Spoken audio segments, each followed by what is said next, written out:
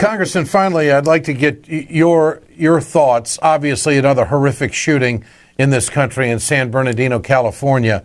But when it comes to gun violence, what is, if anything, a solution?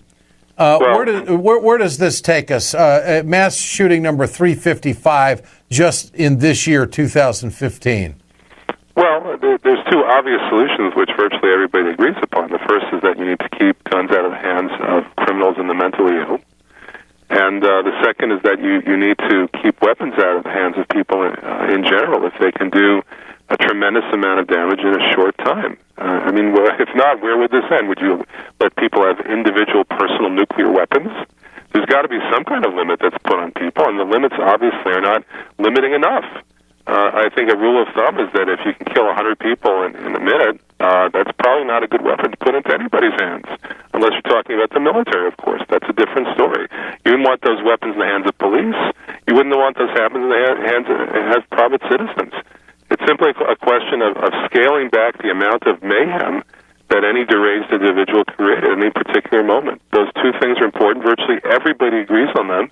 It's a complete failure of our political system that we never see any movement on these two basic issues. And I just have a sense that no matter what shooting takes place, when, where, how, or how many, another 14 dead in this shooting, that we're ever going to get the political will to be able to implement the changes that we need to implement in our society. No, the answer from the other side is always simple. Just hand out more guns. If you had guns against guns, then everybody would be safe. What a ridiculous idea. But the fact is that is their ideology. That's what they believe, and they're not going to change no matter what the facts may be.